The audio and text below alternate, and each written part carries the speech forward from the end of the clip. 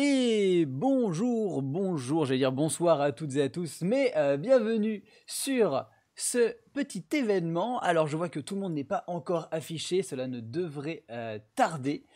J'espère que vous allez bien dans le chat, j'espère que vous allez bien aussi autour de moi. Est-ce que ça va les amis? Oui, ça va. Et peut-être que t'as pas fait répondre à tous, du coup c'est pour ça qu'on les voit pas encore. Alors ça c'est c'était pas bas. sympa. C'était bas. Ah bah Fabrice, ah si ça y est, ça arrive. On apparaît, on disparaît. Mon Dieu, ce sont les petits problèmes du direct, ne vous inquiétez pas, ça va bien se passer. Donc, en plus de ça, j'ai une super bonne astuce pour faire en sorte que je puisse faire les réglages techniques sans aucun problème. On va faire une petite tour de présentation. Mélie, je te laisse te présenter, dire qui tu es, etc. etc. N'hésite pas à prendre ton temps. Très bien. Alors, tout a commencé le 8 août 1983. Non, je ne vais pas la refaire, on l'a déjà entendu. Et alors, donc, je suis Mélie Melzassar, je suis comédienne et rôliste. J'ai l'honneur d'être la marraine de cet événement cette année du Roll Event. Donc voilà, merci beaucoup d'avoir pensé à moi, ça me fait plaisir. Donc je soutiens à fond, soutenez, donnez, toutes les belles associations. Que dire, je participe à un actual play qui s'appelle Roll and Play. Pour les gens qui connaissent pas, c'est une petite émission où des amis qui s'avèrent tous être comédiens se retrouvent autour d'une table de jeu de rôle pour jouer une campagne. Voilà, donc nous sommes sur une nouvelle campagne et nous jouons le premier arc narratif cette campagne qui s'appelle L'Ombre des 12 avec des nouveaux personnages, voilà. Et puis à côté de ça, je participe à des one-shots, des let's play, à des parties de jeux de rôle, des fois aussi sur Twitch.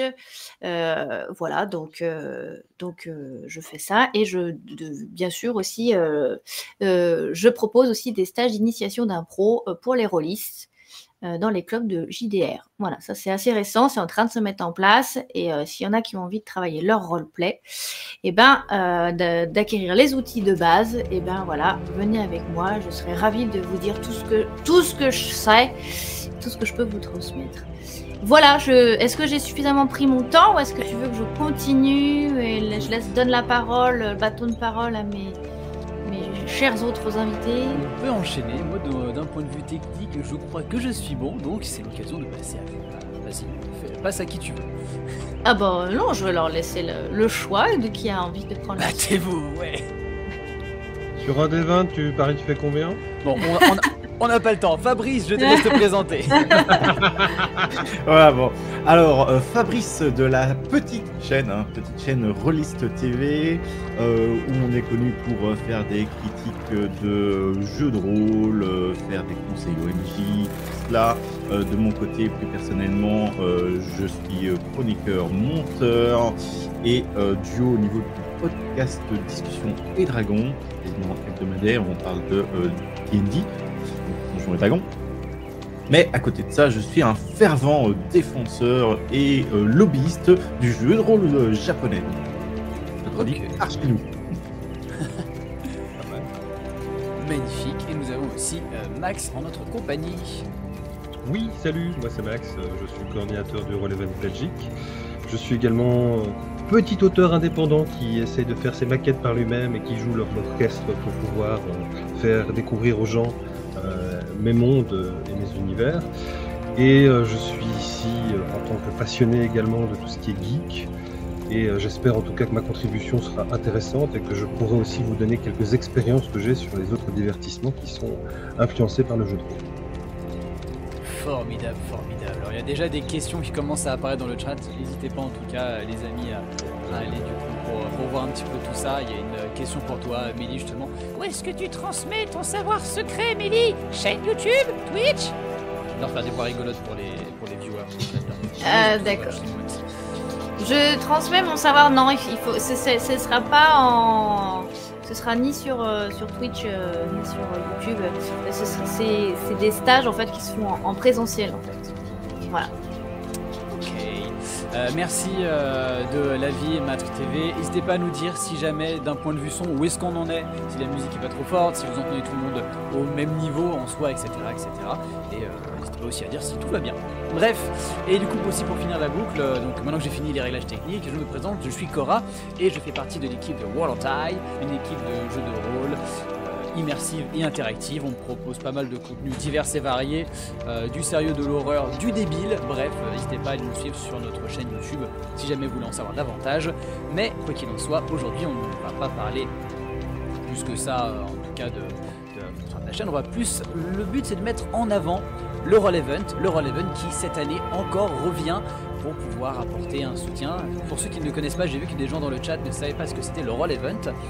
Eh bien, le Roll Event, c'est un événement caritatif autour du jeu de rôle. C'est un événement francophone qui rallie chaque année des pays francophones en plus. Cette année, c'est le Cameroun qui est en plus, si je ne dis pas de bêtises. Oui, c'est ça, super, bien joué Cora. Nickel, merci. Oui, c'est ça. Oui, c'est ça. À Bien Yaoundé, joué, Cora. le Bien festival joué. Pouspion, tout à fait. À Yaoundé. Magnifique. Donc voilà, donc en gros, vous allez pouvoir soutenir tout simplement en faisant des dons sur la page du Roll Event. Le lien apparaît dans le chat. Vous pouvez aussi aller sur la boutique pour avoir des goodies et donc pouvoir non seulement soutenir le Roll Event et du coup, les différents organismes tels que les Blues Roses, Hopi Clown, Hilo Clown et la fondation Théodora. Tout à fait. C'est ça. Du coup, en leur donnant un peu d'argent, ces organismes sont des acteurs du loisir qui sont là pour donner un petit peu de joie, de bonne humeur, d'amour aux enfants hospitalisés. Donc voilà, une très belle cause.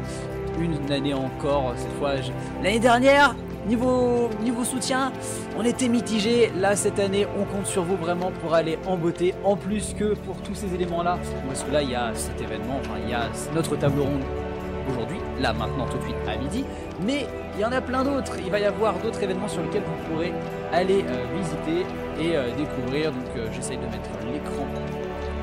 Voilà. Donc, globalement, de toute façon, vous pouvez tous retrouver sur le sur le Roll Event, sur le site. Et en gros, voilà, plein d'événements autour du jeu de rôle. J'essaie d'y agrandir, voilà. Ouais, Sur le ça site, serait et si mieux. je peux me permettre, vous pouvez aussi retrouver toutes les infos sur la page Facebook et de l'événement, et également sur la page Facebook de tous ceux qui interviennent, hein, de tous ceux qui font de la com un peu comme nous, comme la Fédération Française de Jeux de Rôle aussi, voilà, qui organise. Dice Chronicle nous dit que le son de la musique est 3 points par rapport aux voix. Je le signale. Yes, nickel. Et tu me dis, Dice Chronicle, si c'est mieux pour toi, j'ai rabaissé, je pense que ça devrait être bon, mais n'hésitez pas à me dire tout ça. Voilà, sans plus tergiverser, on va se lancer sur un sujet qui peut sembler vaste à mon goût, mais qui d'un autre côté peut, ça va être intéressant d'en parler. Le thème de cette table ronde, de cette conférence, c'est quelle influence les jeux de rôle ont-ils sur les autres divertissements?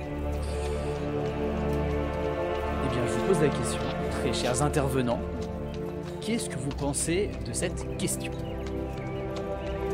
Tout d'abord, il faut voir qu'est-ce qu'on entend sur les influences. Est-ce qu'on parle de mécanique de jeu comme pour le jeu de rôle, jeu vidéo, et ou alors un peu question univers, c'est-à-dire transmédia, où on a les univers de jeux de rôle qui ont commencé en tant que tels et puis ont été adaptés sur différents formats, type séries animation, jeux vidéo et autres. Les autres, un avis là-dessus?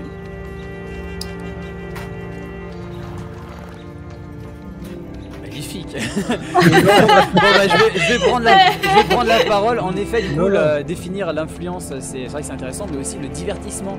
Là où actuellement tout est divertissement, à cette époque où on essaye d'être à longueur de temps diverti par moult supports, c'est être l'occasion, et moi c'est là aussi où je vais venir mettre un petit peu mon grain de sel dans cette histoire, c'est que je vais à longueur de temps invité à poser la question de est-ce que c'est une question en fait qui concerne les rôlistes ou est-ce que ça concerne globalement l'humanité de manière générale.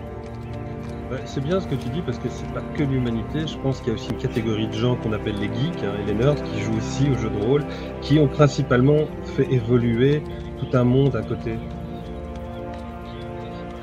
Et ce monde, notamment, si tu veux, c'est tout ce qui va être les animés, les films, les jeux vidéo et encore la littérature, puisqu'il y a aussi des influences littéraires qui peuvent se faire sentir. Je ne donnerai pas les exemples maintenant, donc allez-y, donnez des exemples. Non, mais en fait, moi, ce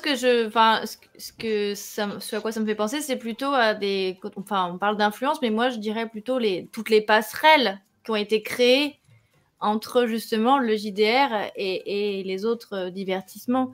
C'est-à-dire dans un sens ou dans un autre, comment se sont influencés tout justement, comme l'ont dit très justement Max et Fabrice, tous les films qui découlent des jeux de rôle, tous les jeux de rôle qui découlent de films, tout ce qui, en fait, c'est une espèce de toile comme ça où les uns et les autres s'influencent, et de plus en plus ces dernières années, surtout parce que le JDR était très longtemps caché et que maintenant il refait surface et est vraiment mis en lumière sur ces dernières années.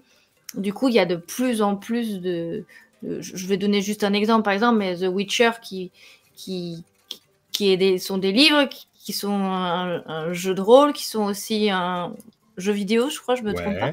Oui, et on a la série Netflix voilà, qui par exemple, bientôt, ça se trouve, ça va finir au Cinoche ou j'en sais rien. Ah non, et... merde. Non, pas au Cinoche, non.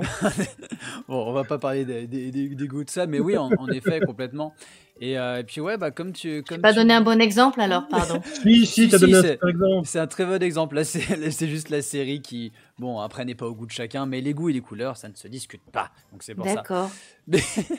mais globalement, en effet, c'est vrai que le jeu de rôle a eu une forte influence à un moment sur les loisirs comme le jeu vidéo, puis ça s'est un petit peu estompé, j'ai l'impression, aux alentours des années 2000 jusqu'à 2005-2007, où c'était beaucoup... on arrivait sur des jeux à la eSport, donc principalement du sport, football, voiture, tout le merdier qui allait avec. Et puis là, ça revient avec tous les acteurs du jeu de rôle que l'on connaît et qui remettent sur le devant de la scène le jeu de rôle. Mais voilà, en effet, ça touche plusieurs supports. Et donc, je pense qu'on va pouvoir aborder la question justement en examinant les différents supports au fur et à mesure. Donc déjà, juste pour poser la question, et avec une réponse extrêmement simple, et on la reposera à la fin pour voir si notre avis va changer. Donc là, la question que je veux vous poser, c'est quel est selon vous le divertissement qui est le plus influencé par le jeu de rôle, et pourquoi? Mélie. Ah non, tu vois ma tête comme ça? Ça veut dire que je réfléchis et que j'ai pas encore la réponse. D'accord. Fabrice, Max? Oui, je pense le jeu vidéo à l'heure actuelle, enfin, ils sont influencés au début, mais maintenant, on va pouvoir voir aussi qu'ils reviennent et essayent de reprendre des mécaniques, ou en tout cas, s'intéressent particulièrement aux jeux de rôle que pour prendre des petites idées de game design et tout ça. Il y a eu dernièrement un talk, donc une conférence sur JDC. Donc, c'est une chaîne qui regroupe pas mal de choses sur le game design, le jeu vidéo et tout ça, assez connu. Et il y avait une vidéo, justement, où un intervenant expliquait tout ce qu'il y avait de bien à prendre sur le jeu de rôle et les mécaniques à vouloir voler. Alors, moi, j'aurais plutôt une réponse double. Je dirais que c'est et le jeu vidéo et tout ce qui est bande dessinée animée. Donc, je groupe ensemble puisque c'est de l'art graphique. Je pense que on a l'influence de ces deux milieux, le jeu vidéo et notamment tout ce qui est art graphique, BD et comics animé, qui est fortement aujourd'hui influencé notamment par le jeu de rôle. Ok, chouette. C'est un truc que j'avais pas noté, du coup, de la partie littéraire et illustration globalement. Ouais, moi, alors, comme je joue pas du tout aux jeux vidéo, je sais pas du tout. Mais effectivement, moi, j'allais répondre ça sur sur la partie justement aussi littéraire. Et puis, en fait, au final aussi, tout ce qui est film et série, en fait, aussi, où on est vraiment dans l'attente de voir maintenant... quand ils ont fait le film Donjons et Dragons, c'était ça a fait polémique dans tous les sens. Il y a eu des tonnes de discussions et tout ça, mais au final, il est sorti et de ce que je pu avoir, voilà, ça a été quand même une belle sortie et les gens ont été globalement contents et je pense que ça va se développer de plus en plus en fait. Il est possible qu'on voit d'autres films sur d'autres univers, d'autres jeux. Et je serai la première à foncer au Cinoche pour les voir. Ok. Moi, je Ce vais que mettre... dit Mélie Oui. ce que dit Mélie est intéressant parce qu'il y a eu plusieurs fois des films amateurs sur Cthulhu qui ont été faits, notamment dans le passé. Et c'est vrai que Donjons et Dragons qui est arrivé nous a proposé justement une scène plus large, une audience plus large. Donc c'est aussi que ça commence à contenir le grand public et plus un public amateur. Oui, tout à fait. Après, pour Cthulhu, c'est peut-être un peu différent étant donné que ça vient à la base des écrits de Lovecraft. Donc, c'est pas totalement du jeu de rôle à la base. Et forcément, ça a été bien connu via l'appel de Cthulhu. Ça s'est bien répandu. Et effectivement, ça a été développé après dans les films, des séries, des choses assez intéressantes. Et puis là, après, depuis que l'univers de Lovecraft est tombé dans le domaine public, c'est vrai qu'on a vu rejaillir encore plus quelques années après tout ça, complètement.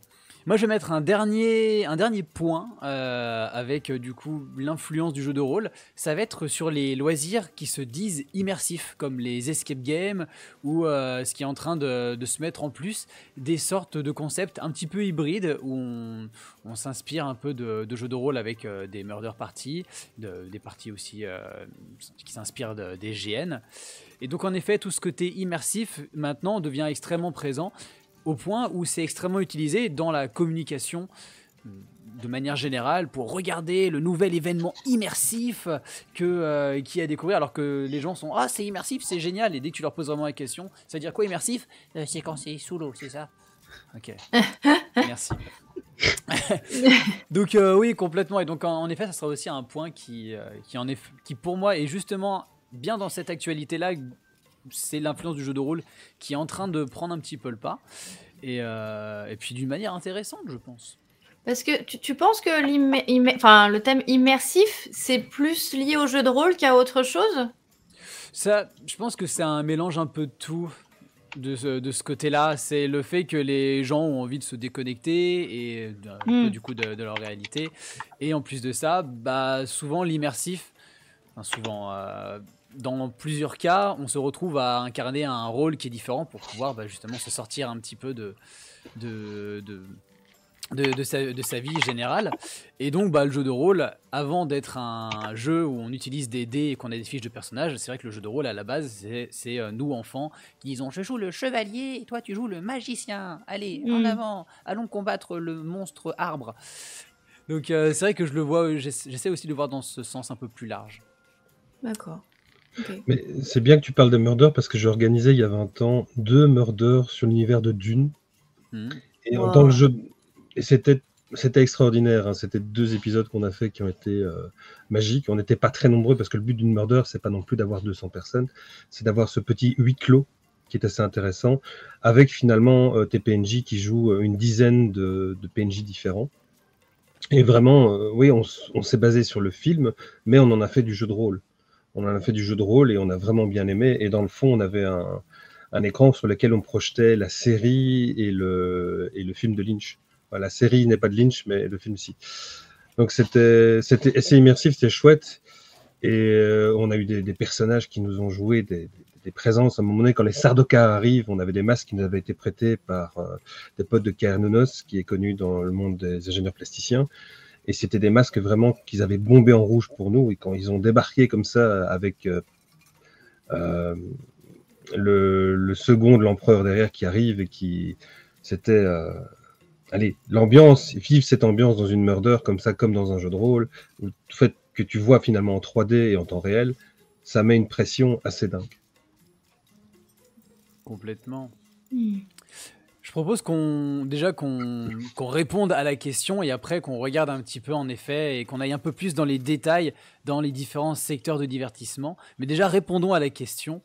Selon vous, est-ce que le jeu de rôle a vraiment une grosse influence sur le divertissement d'un point de vue large? Une influence sur le divertissement. Ouais, vraiment pour répondre à la question et donc à quel point, selon vous, le jeu de rôle agit dans le divertissement qu'on peut retrouver dans la vie de tous les jours, que ce soit pour rôlistes ou, et c'est là où c'est intéressant, c'est pour les gens qui ne sont pas rôlistes et les gens qui n'ont jamais joué à des jeux de rôle et qui n'y connaissent rien. C'est ce que j'allais dire. Quelqu'un qui n'y connaît rien, est-ce qu'il va ressentir l'influence du JDR à travers les autres divertissements? Je sais pas. Moi, il y a un truc qui me marque, on en reparlera dans la partie jeux vidéo, mais il y a pas mal de... on retrouve des codes du jeu de rôle qui s'imprègnent justement dans le cadre d'incarner un rôle et tout ça. Mais du coup, par exemple, ouais, c'est comme le jeu GTA, mais où les joueurs jouaient en mode vraiment RP. Et qu'ils ont fait du RP dessus. Et donc, il y a pas mal de gens s'associent au RP, mais alors qu'il y en a plein qui n'ont jamais lancé de D20.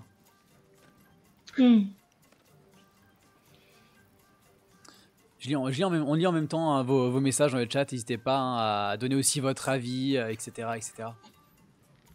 Et puis, il y a une chose importante à savoir, même si on n'a pas les connaissances de ce qu'est le jeu de rôle, on peut voir aussi qu'il y a des auteurs, des réalisateurs, tout ça. Donc, il y a toute une vague aussi au niveau hollywoodien qui ont fait du jeu de rôle en étant plus jeunes et qui ont ces codes-là. Et que maintenant, ils se servent un peu de ces idées et de l'imagination qu'ils ont pu faire fructifier avec le jeu de rôle que pour propulser différents univers ou en tout cas refléter certaines choses du jeu de rôle sur les films, des bouquins, ce genre de choses. Donc ça, c'est plutôt le côté coulisses qu'on n'a pas forcément tendance à voir, ou si on n'a pas les références, de ne pas les reconnaître directement, mais les influences sont là, je pense. Donc on a Soreux qui dit une influence limitée, je pense, mais croissante ces derniers temps. En effet. Mais ça, c'est sûr. Complètement. Et puis là, on le voit avec l'année prochaine qui va signer les 50 ans de Donjons et Dragons. On les a bien vus revenir en force avec une ribambelle de 1001 choses, telles que le film, comme tu disais, Mélie, etc. Donc ouais, complètement, c'est en train de prendre de l'ampleur. Et ça, grâce à différents acteurs tels que les Actual Play et plein de choses qui mais arrivent. si. Ouais. C'est ce que j'allais dire, c'est-à-dire qu'il y a des influences aussi, mais il y a la place que ça prend. C'est-à-dire que par exemple sur Twitch, le nombre de chaînes consacrées aux jeux de rôle est vraiment conséquent par rapport à ça ne fait qu'augmenter. À chaque fois, on entend une nouvelle chaîne, une nouvelle campagne, un nouvel Actual Play, on est sur Twitch, on est sur YouTube, et on a vraiment de plus en plus. Et ça propose du contenu, parce que c'est ce que je pense que ça crée aussi énormément tout le jeu de rôle, c'est que ça crée du contenu et que ça étoffe la masse de divertissement possible. Quand je vois par exemple, surtout ça a explosé, je sais pas si je pense que tout le monde l'a vu, mais pendant le confinement en 2020, il y a eu une surexplosion de tout ça. Moi, la première, avec la chaîne Roll & Play, où on s'est dit, qu'est-ce qu'on fait? On va créer du contenu, mais tout ce qu'on a créé en plus, qui n'était pas du tout prévu à la base et qui s'est fait comme ça et tout ça, parce que on avait à cœur d'être présent pour les gens, de tous ceux qui étaient enfermés chez eux, ceux qui n'avaient pas possibilité d'avoir des extérieurs ou ce genre de choses, et de les divertir un maximum. Je pense qu'aujourd'hui, le JDR fait partie des plus je pense qu'il a sa place au milieu des plus gros divertissements, ce qu'on peut appeler divertissement au niveau que ce soit médias, jeux à la maison. Enfin, c'est que le jeu de rôle, il est présent à la maison, il est présent sur Internet, il est présent dans les boutiques, il est présent sur des événements, il est présent partout, quoi. Et je repréciserai même un petit point concernant, comme tu dis, les chaînes Twitch et tout ça qui sont bien présentes sur cette plateforme. Et en précisant que la plus grosse chaîne Twitch, celle qui a les plus gros chiffres, c'est de l'Actual Play, c'est Critical Role, évidemment. Et oui, Et donc c'est eux qui ont les plus gros chiffres de Twitch. Ça, c'est assez dingue. ils ont les plus gros chiffres tout court. Tiens, je voulais revenir avec tout ce qui est jeux vidéo, si je peux me permettre. Carrément. Oui, merci. Sur le fait qu'il y a un jeu de rôle vidéo qu'on ne sait pas souvent, EverQuest. Je ne sais pas si vous vous souvenez, dans la fin des années 90. C'était un des premiers. Il y avait Land of Lore qui avait lancé ça aussi, cette mode. C'était le premier qui était en ligne. Et EverQuest est arrivé. Et j'ai encore rencontré des gens il y a 10 ans qui jouent encore à EverQuest, alors que ça a totalement disparu des réseaux des jeux les plus utilisés. Mais il y a eu toute une tradition avec Baldur's Gate aussi, le 1, le 2, qui a initié finalement que les jeux vidéo ont commencé à être un support pour pouvoir jouer du jeu de rôle et pouvoir s'amuser soit seul, soit en groupe. Et je trouve que c'est très important, puisque ce cheminement amène aujourd'hui encore le fait qu'on a des Baldur's Gate 3 qui fonctionnent du tonnerre, le fait qu'il y a des Neverwinter Night Online, et le fait que même d'autres jeux sont totalement influencés.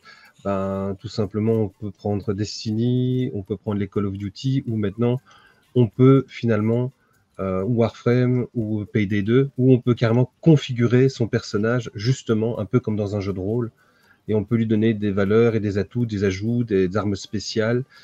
Vraiment, ce côté comme un game design qu'on a dans le jeu de rôle a fini par conquérir un peu le jeu vidéo à différents niveaux. Ouais, tout le côté RPG, complètement. Ouais. Je crois que c'est même le cas dans les derniers Assassin's Creed. Bon, après, Assassin's Creed, c'est un mauvais exemple. Ils prennent tout ce qu'ils peuvent. Regardez, notre jeu est complet. Pardon. De toute façon, ça résonne bien avec le fait que les RPG donc en jeu vidéo découlent vraiment du jeu de rôle, étant donné que si tu as un minimum joué à un RPG, on te met une fiche de personnage de Donjons et Dragons, tu vas comprendre c'est quoi la force, la dextérité, le charisme et tout ça, tu comprends ce que sont les stats, tu comprends ce que sont les skills, et intrinsèquement, tu as une facilité à rentrer dans le jeu de rôle avec ça. Complètement. Je continue à lire aussi vos messages. Et j'en ai un qui m'a beaucoup fait rire. C'est mettre jeu de rôle sur son CV n'est plus mal vu dans certains secteurs. C'est vrai. Comme le dit mon collègue Mathieu souvent, c'est qu'à l'époque, avec tout ça, quand on parlait jeu de rôle en mal, on voyait les enfants, ah c'est bizarre, ils se rassemblent, tout ça, ils s'imaginent, ils font des choses ensemble. Tandis que maintenant, on est là, ah c'est bien, ils se rassemblent et tout ça, ils sont pas devant leur écran. Oui, c'est vrai. Ouais, mais c'est vrai. Mais oui, parce que les médias étaient partis en guerre contre le jeu de rôle, ça on le sait bien. Mais quand le jeu vidéo est passé en tête, là ils sont complètement focus et du coup les rôlistes ils étaient là. Bon, plus personne pour nous taper dessus. Merde, on s'est habitué. Complètement, et puis au point où maintenant, vu que le jeu vidéo est devenu à la mode, et que du coup les gens qui jouaient aux anciens jeux, du coup maintenant ont grandi et se rendent compte que c'est pas quelque chose d'horrible. C'est pareil du coup pour le JDR, et en effet, on revient sur les chaînes Twitch d'Actual Play et tout ça, mais des gros streamers comme AlphaCast, le stream, Mister MV qui propose du jeu de rôle, c'est aussi une énorme porte qui est ouverte à beaucoup de gens qui sont complètement extérieurs en général à tout ça. Et même si c'est du JDR qui est mis sur une manière très médiatique, hein, on sent qu'il faut happer il faut happer le public, il faut happer les viewers qui n'ont pas l'habitude de regarder un truc comme ça. Quoi qu'il en soit, ça leur permet de pouvoir voir un peu de quoi il s'agit. Et après, en convention, avec Roll Die, et on est à l'occasion de pouvoir proposer des parties en convention, que ça soit du coup avec le Roll Event, on était déjà allé à Paris avec eux pour proposer des parties, ou d'autres événements tels que Octogone. On a pas mal de gens qui viennent et qui disent j'ai vu des actual plays de Joueurs du Grenier ou un tel. Je sais pas si c'est pour moi, mais j'aimerais peut-être bien tester. Tombe dans la potion magique avec nous. C'est ça, c'est qu'il y a beaucoup de gens qui tombent dans la potion, comme tu dis, qui tombent dans la marmite même. Et donc ça c'est quelque chose qui est très très fort. C'est un des pouvoirs magiques du JDR, c'est que ça sociabilise. À notre époque où justement on est très isolé en jouant à des jeux vidéo chez nous, même si ça se joue en ligne et on joue avec d'autres gens et tout ça, mais on est quand même tout seul chez nous. On peut jouer au jeu de rôle tout seul chez nous aussi en ligne, hein. Heureusement pour les gens qui sont justement géographiquement un peu, qui n'ont pas de club ou qui n'ont pas d'amis trop proches et tout ça, on peut. Mais ça a quand même cette particularité de rassembler en convention, et il y en a de plus en plus. Et de pouvoir faire des soirées avec des copains, des week-ends, voire des semaines. J'ai déjà entendu des gens qui organisent des semaines complètes Oui. pour jouer au jeu de rôle entre potes autour d'une table. Et voilà, moi je trouve ça magique comme pouvoir. J'aime bien aussi la réponse, le message d'Ancrid. Ça peut dépendre aussi du secteur, hein. Dans l'animation, ça peut aider. Dans la cuisine, moins possiblement. Ça dépend. Regarde, ils font des bouquins. Moi, j'ai reçu un livre de cuisine, Donjons et Dragons, avec des recettes, inspirées du. Donc, si, en cuisine aussi. Si. Oui, c'est clair. Bah, là, on est tout à fait dans la question du jour. C'est purement les influences les influences des JDR sur les autres divertissements. On peut même le retrouver dans des trucs dans la cuisine. Avec, en effet, ça du Donjons et Dragons. Il y a quelques temps, c'était la cuisine geek, hein, de manière générale. Mais oui, la cuisine et le modélisme, tous les gens qui fabriquent des figurines ou qui fabriquent des décors et qui font de la peinture et tout ça, c'est juste énorme parce que voilà, les gens qui font de la figurine, il y en a beaucoup quand même c'est lié aux parties de JDR, quoi. Mm-hmm. Mais même dans les jeux, maintenant, il y a aussi les recettes de cuisine, hein. Je vais prendre un exemple pour ceux qui jouent principalement dans le jeu vidéo. Quand tu vas jouer à des Skyrim, on te donne les recettes de cuisine pour cuisiner certaines choses aussi. Voilà. Je continue à lire aussi les messages. Le film de Donjons et Dragons n'ayant pas super bien marché aux US, les producteurs sont a priori assez chauds pour remettre le couvert, mais avec un budget plus serré. Ah.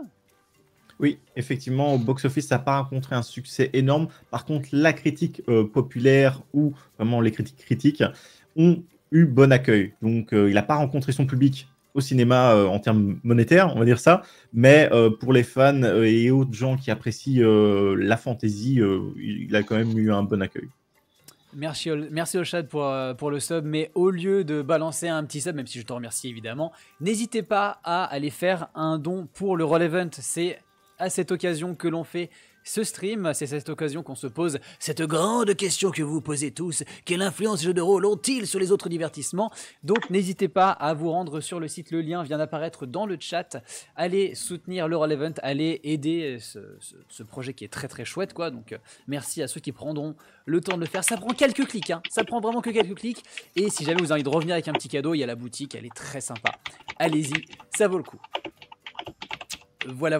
D'ailleurs, c'est vrai que ça m'intéresse un petit peu. J'aimerais bien savoir dans le chat un petit peu quand est-ce que vous avez commencé à jouer et comment est-ce que vous avez ressenti l'influence justement d'un point de vue un peu plus extérieur, peut-être pour les plus récents, du jeu de rôle sur le divertissement de manière générale. Ancrid qui, pour sa part, a commencé le jeu de rôle à partir du moment où il y avait le confinement. Avec le confinement a fait monter le JDR. Sur les derniers mois du confinement, je me rappelle que c'était très compliqué d'être sur Roll20. C'était extrêmement compliqué. Ouais. On se faisait éjecter du serveur. C'était un peu la galère, mais bon, ça fait partie du truc, quoi. Tu peux expliquer pour les gens qui savent pas ce que c'est Roll20? Roll20, de quoi est-ce qu'il s'agit? S'il te plaît. C'est un VTT, à savoir un virtuel tabletop. Autrement dit, une table virtuelle sur laquelle vous allez pouvoir lancer des dés, tenir votre fiche de personnage, proposer, si vous êtes maître de jeu, des maps, pouvoir mettre de la musique. Il y a Roll20, mais il y a plein d'autres VTT. N'hésitez pas à aller vous renseigner par vous-même. Mais en effet, c'est plutôt pratique pour pouvoir faire du jeu en distanciel, vu qu'on n'a pas toutes et tous l'occasion de pouvoir se rassembler autour d'une table. Et d'un point de vue pratique et budgétaire, ça fait un moins gros budget pour les chips à acheter pour la partie. Non, mais c'est vrai que c'est important d'en parler parce qu'il y a énormément de gens qui se sentent freinés à dire mais moi je peux pas faire de jeu de rôle parce que j'ai personne pour en faire avec moi, je connais personne qui en fait. Enfin, ça m'est très souvent arrivé et du coup j'en vois souvent les gens en leur disant mais en fait il existe des tables virtuelles et il faut pas hésiter à aller rencontrer les gens comme ça pour pouvoir se faire plaisir à jouer des campagnes quoi, ou même des one shot hein, pour des tests. Voilà. Est-ce que vous avez été à Kaiserberg, si je prononce bien, pour le festival du jeu de rôle? Ouais, c'est ça. Pour ma part, Oui. j'y suis jamais allé, mais on en entend parler et on a eu quelques personnes qui avaient potentiellement pu nous héberger pour la précédente édition. On était déjà sur le festival, mais j'ai entendu bien. Max, tu connais toi du coup, tu dis? Bah oui, j'y vais, ça fait 2 ans que j'y vais et c'est le plus petit, sympa festival de jeux de rôle que je connaisse. Mais je dis petit parce qu'il reste à la taille taille de la humaine. ville, c'est la taille Ok. humaine, donc on croise tout le monde, on parle avec tout le monde. Cool. Et c'est pas une énorme ville, puisque Kaisersberg, c'est une ville, c'est le plus beau village de France, si je dis pas de bêtises. Hein. Donc c'est vraiment, vraiment en profiter, parce que c'est vraiment génial qu'ils ont fait un festival du jeu de rôle là-bas. Et les gens sont d'une sympathie, d'une organisation parfaite. Vraiment, il n'y a rien à dire de mal. Moi, je dis que du bien. Et vraiment, je le dis, c'est le meilleur auquel je vais. Ok, bah, tu me donnes une fois de plus envie d'y aller, quoi. Donc, ouais, apparemment ça vaut le coup. Donc, n'hésitez pas. C'est à des occasions comme ça, n'hésitez pas. Je suis persuadé qu'il y a des événements qui se passent pas très loin de chez vous. Si jamais vous voulez expérimenter le jeu de rôle, allez sur des conventions. Si c'est un minimum ludique, il y a de fortes chances qu'il y ait des MJ qui puissent vous proposer des parties, ou même simplement l'occasion de pouvoir rencontrer des MJ pour pouvoir sympathiser et à terme faire des parties en privé. Allez savoir.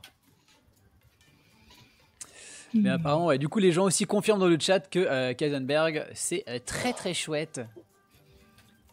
Et c'est tous les ans? C'est tous les ans, en effet. D'accord. Et c'est C'est en à mai. quelle période? En mai? Ah, c'est En sympa. mai. En plus, il fait beau, printemps et tout. Il fait beau. Et alors, le vin alsacien, il est floral. Excusez-moi, je m'emporte. Allez, moi aussi, j'ai envie d'y aller. Ok, donc en effet, il y a des gens qui confirment qu'ils sont maîtres de jeu en convention et qu'il y a de plus en plus de personnes qui veulent tester. Et d'autres personnes qui, en effet, précisent bien que grâce au distanciel, ils ont pu expérimenter le jeu de rôle.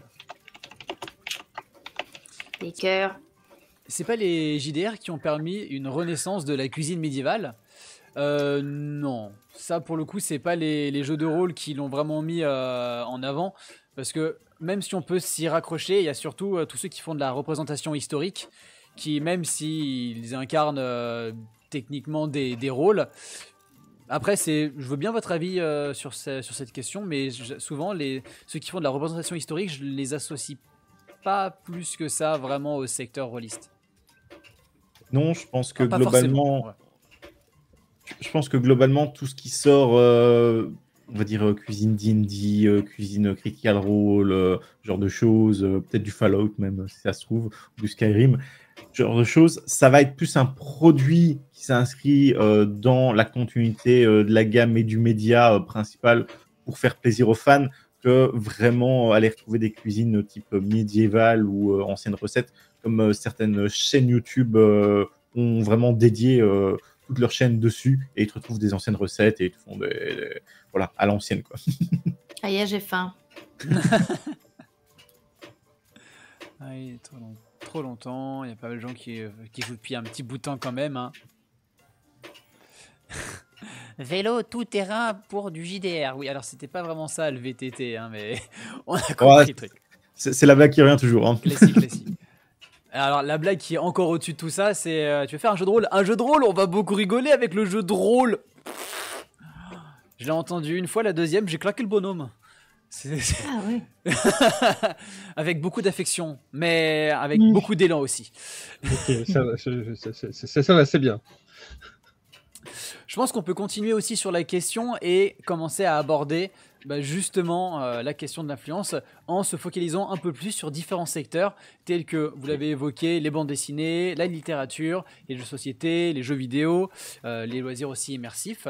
Et je propose qu'on commence par les jeux de société. On va faire une petite analyse maintenant des différents secteurs d'immersion, immersifs, et se poser la question à chaque fois, l'influence du jeu de rôle sur, par exemple, les jeux de société. Qu'est-ce que vous en pensez par rapport à ça? Je pense qu'à l'heure actuelle, il y a beaucoup de jeux de société ou même de jeux de rôle où la limite entre les deux commence à être un peu floue et tu te retrouves avec certaines mécaniques qui vont être transférées d'un côté ou de l'autre et on est bien loin du Monopoly, du Stratego, du Cluedo de l'époque et on a de plus en plus de l'influence du jeu de rôle dans le jeu de plateau et inversement aussi, de temps en temps, on a des jeux de rôle où on fait « mais ça, c'est un jeu de plateau en fait ». Oui, mais tu n'as pas tort, Fabrice, justement, et ça, c'est une petite demande que je voudrais faire à Amélie. Est-ce qu'il serait possible un jour d'avoir, vous voyez, votre roll and play, mais en kit de démo, justement, en boîte Asmodée ou autre, comme on en trouve. Je trouve que ce serait génial, par exemple, vous adoptez votre roll and play, mais aussi en petite boîte qu'on peut acheter comme ça dans les En différentes... petite boîte de jeux de société, tu veux dire? Oui, Comme si en jeu de adapté société. un jeu de société? Oui, je trouverais ça génial. En fait. Ouais. C'est juste une idée qui me traverse l'esprit puisque tu en parles. Et c'est vrai que la frontière est de plus en plus floue, mais je trouverais ça extraordinaire, quoi, avec les petites figurines. On vous voit en petites figurines. Mais écoute, je vais transmettre l'idée et je dirais qu'elle t'appartient. Je ne me l'approprierai pas. Non, mais non. Il récupère un pourcentage dessus, il a tout vu. Je vous envoie les coordonnées de mon avocat, c'est bon. Ouais. Non, mais je vais transmettre l'idée. Moi, j'avoue que j'y ai jamais pensé. Je sais pas. Moi, le seul jeu auquel j'ai joué où la frontière était limite comme ça, c'était Le Seigneur des Anneaux. Oui. Qui est vraiment, voilà, ce qui se joue avec une tablette en plus. Donc moi, j'ai pas l'habitude, je suis pas autant moderne. Mais c'était très bien et vraiment, j'ai retrouvé vraiment dans ce jeu l'influence du jeu de rôle. C'était vraiment mi-jeu de rôle, mi-jeu de plateau parce que on a vraiment un plateau physique, quoi, avec des petites figurines aussi, exactement comme tu dis. Et j'ai adoré ce jeu parce que c'était justement à mi-chemin. Et puis, ça peut aider tout doucement pour les gens qui n'ont jamais fait de jeu de rôle. Ça peut les faire basculer tranquille, sans leur dire « Viens, on fait du jeu de rôle » et ça les effraie pas. On dit « On vient, on fait un jeu de société » et après, on lui explique, on explique... Non, c'est pas pour... J'attire pas les gens dans le milieu dans le jeu de rôle comme ça, je peux pas. Mais voilà, je trouve que c'est un bon compromis entre les deux qui peut montrer, pour les gens qui aiment beaucoup les jeux de société, qui peut leur montrer ce que peut être le jeu de rôle. Ouais. De toute façon, une grosse porte d'entrée pour jeu de rôle et D&D a été HeroQuest, donc où tu avais ce jeu de plateau et tu faisais du Porce, Montre, Trésor, et ainsi de suite. Je pense que c'est un des premiers jeux de rôle, jeu de plateau un peu fantasy qui permettait une transition assez rapide entre les deux. Donc en effet, ça reprécise l'année prochaine, édition spéciale pour les 50 ans de D&D. Hein, on y arrive, ça fait déjà 50 ans, c'est beau. Enfin, moi je dis ça, mais j'étais pas là à ce moment-là. Mais... Ah bon? Non, désolé. Ouais, pour revenir sur la question aussi en effet du jeu société, c'est vrai qu'en effet et la frontière peut être assez fine et je suis le premier à mettre des mécanismes de jeu société dans le JDR parce que ça permet de faire varier un petit peu les phases, mais je sais qu'il y a aussi pas mal de gens qui sont toujours réticents. Ils sont très contents en fait d'avoir leur loisir de jeu société et ils n'ont pas envie de se donner autant que d'incarner un rôle pour vivre une aventure. Et donc en effet, il y a quand même aussi cette limite là. Je sais pas en quelle proportion, mais par exemple je le constate souvent avec l'événement de Octogone qui se déroule à Lyon, qui est un événement vraiment sur les différents secteurs de loisirs, les jeux de société, jeux de cartes, GN, jeux de rôle, etc. Et en fait c'est un peu bizarre parce que chacun reste dans son pôle. Les figurinistes sont toujours avachis sous leur petite lumière pour peindre, les duellistes sont là avec leur dé de leur côté et personne ne se mélange trop. Et même si en effet il y a les principes qui forcent à se mélanger, globalement j'ai quand même l'impression qu'il y en a beaucoup qui sont très heureux de rester dans leur loisir sans avoir forcément envie de se diriger du côté du jeu de rôle. C'est le phénomène de la bulle que tu décris, si je dis pas de bêtises. Oui. C'est de rester dans sa bulle, d'avoir ses habitudes, de ne pas se mettre en... mauvais et mal choisi, mais pas de se mettre en porte-à-faux par rapport à ce que tu recherches. Mais c'est pas totalement juste parce que j'ai pas mal de copains, par exemple, qui font du Warhammer, tu vois, en battle, qui le font également sur un RPG. Donc tu as quand même certaines communautés qui font des deux, je te dirais. Ah oui, bien sûr, bien sûr. De toute façon, clairement, c'est tout le monde n'est, enfin, c'est pas blanc ou noir, hein, clairement. Mais c'était aussi en effet pour citer ce groupe de personnes d'irréductibles ludistes qui restent dans leur activité, sans jugement Oui, il y en a, aucun. il y en a. Mais Il y clairement, en a, et après, c'est bien parce qu'ils font progresser justement leur bulle et ils la font progresser de manière à rendre d'autres gens passionnés. Comme, oui, je veux dire, ils pourraient très bien aussi faire des émissions comme le Roll Event et nous rejoindre. tout à fait. Je connais ce qui aime bien. Je vois que du coup il y a Blood Roll dans le chat qui est aussi une chaîne d'Actual Play et qui nous dit je viens d'arriver mais influence sur les romans, sur les épisodes de séries aussi tels que Buffy contre les vampires. C'est une magnifique transition, merci frérot, pour qu'on puisse passer sur en effet maintenant quelle est l'influence du jeu de rôle sur la série, les ouvrages, les films. On va commencer par les films et séries. Quel est votre ressenti par rapport à ça? Je pense que là, de ce côté-là, c'est un peu plus minime. En effet, il y a eu le film Donjons et Dragons, il y a eu les films Donjons et Dragons. Bah, Mais- déjà, en termes de série, la première qui me vient en tête, qui est sortie dernièrement, c'est une série de science-fiction qui s'appelle The Expanse. Il faut savoir que The Expanse, à la base, ça a été une partie de Traveller. Traveller, on ne connaît pas trop parmi nous. C'est un des premiers jeux de science-fiction qui permettait de faire vraiment une émulation de tout la science-fiction et par rapport au niveau technologique qu'il prenait pour correspondre au type de science-fiction que tu voulais. Ça a été adapté en romans qui ont été ici adaptés en série et la série a eu droit à un jeu de rôle dédié. Donc la boucle est bouclée, j'ai envie de dire, ouais. pour The Expanse. Ah, magnifique. Moi, j'ai lu les livres, j'adore les livres. Et la série, Bien pas écrit. mal aussi au début. Ouais. J'ai beaucoup aimé la série et c'est surtout ça en termes de. Je sais pas si c'est du fait que ce soit un jeu de rôle, mais tout le tout le côté politique qu'on voit mis en avant, vraiment cette tension qu'on ressent dès le début de la série et qui se propage. Bon, il y a des petites retombées à certains moments quand ils explorent d'autres planètes et puis ils reviennent où il y a de la civilisation et là, de nouveau, ça boue au niveau politique. Mais c'est des choses que j'ai l'impression auraient peut-être eu une influence du fait que ce soit une partie de jeu de rôle.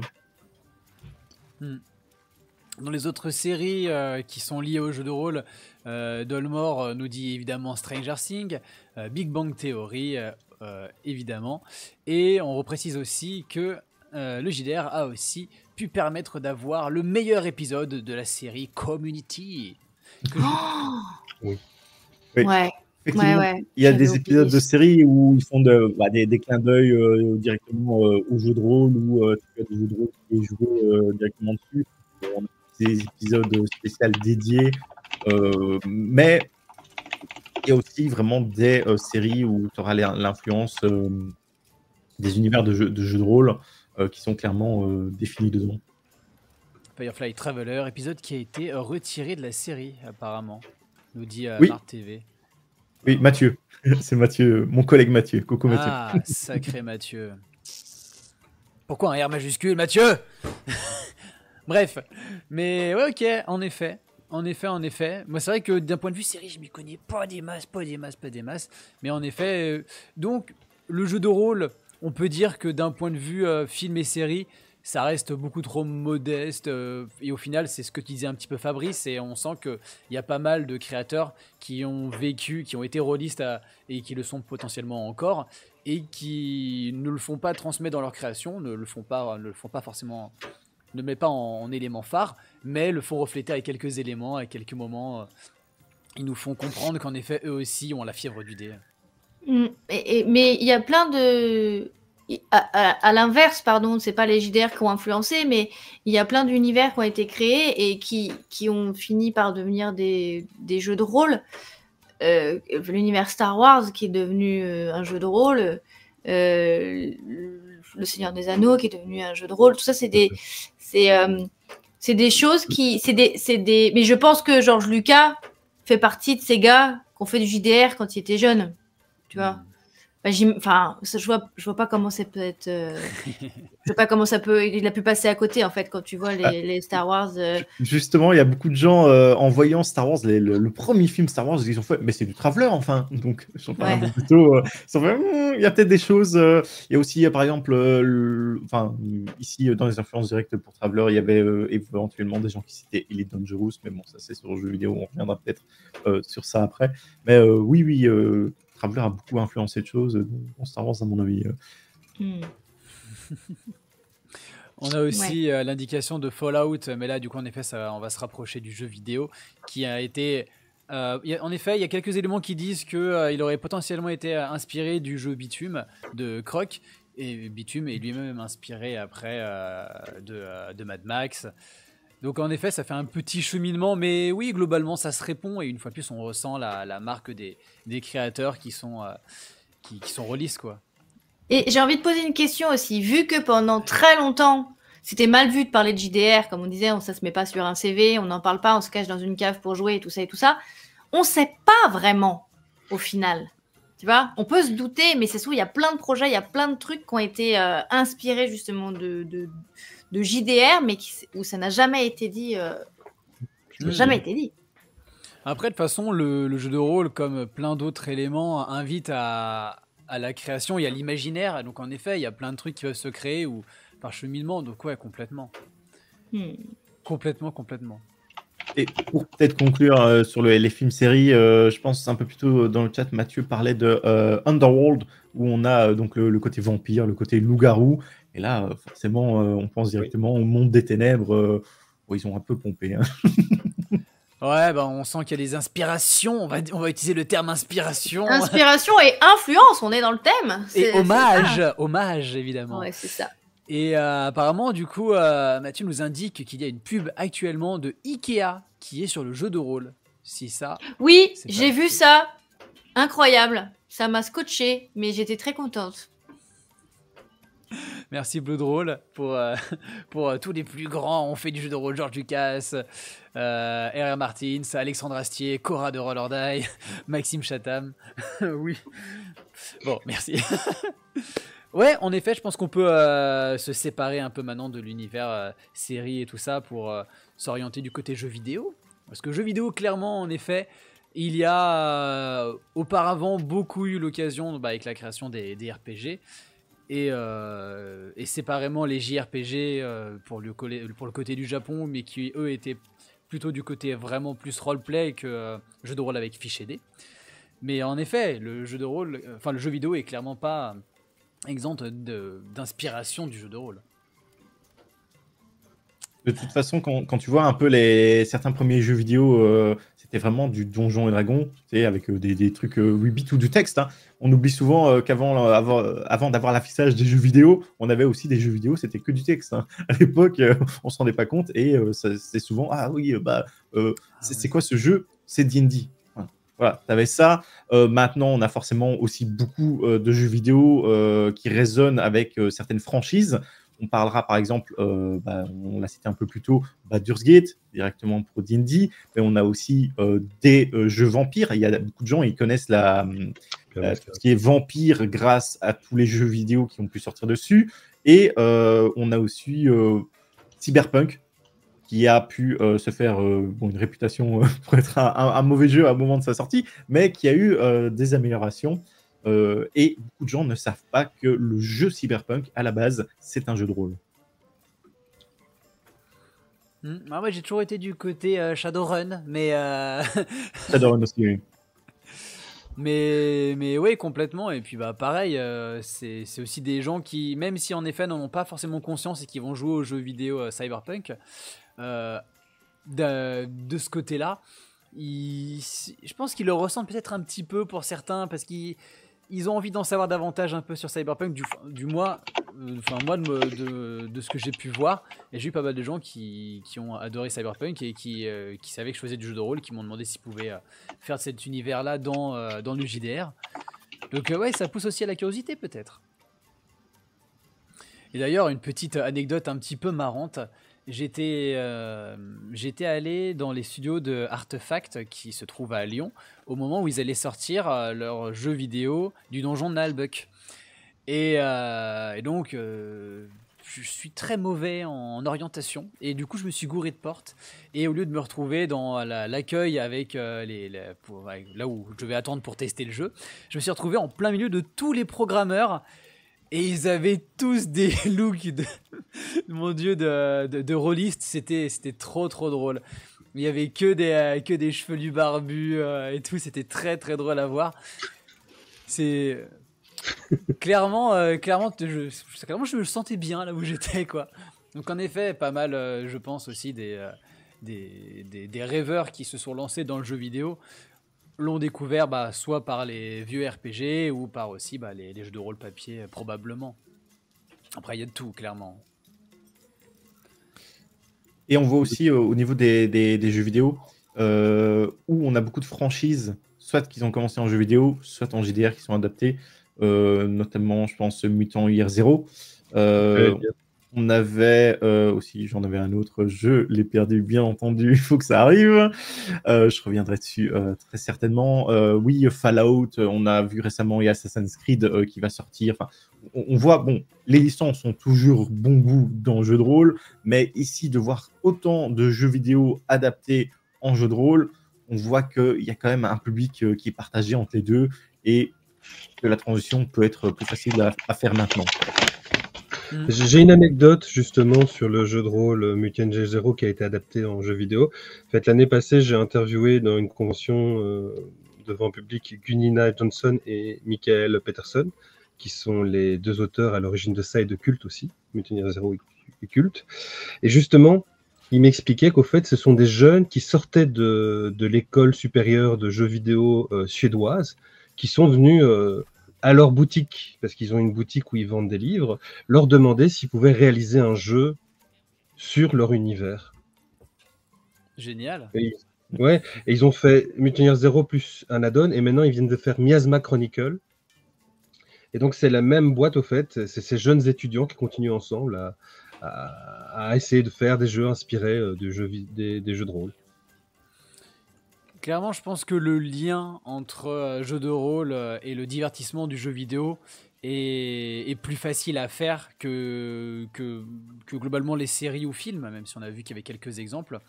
Donc si on devait répondre à quelle est l'influence du JDR sur le secteur du jeu vidéo, je pense qu'on est tous un peu d'accord pour dire qu'il est déjà un peu plus présent. Oui, tout à fait.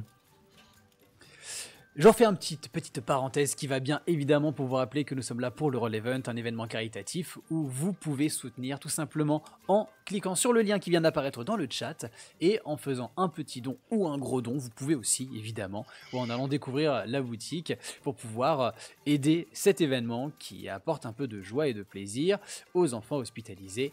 Vous avez toutes les informations évidemment sur leur site internet et il y a plein d'autres conférences à aller découvrir ce soir et demain, si je ne dis pas de bêtises. Et bonsoir aux gens qui nous rejoignent et bienvenue aux gens qui balancent des follow.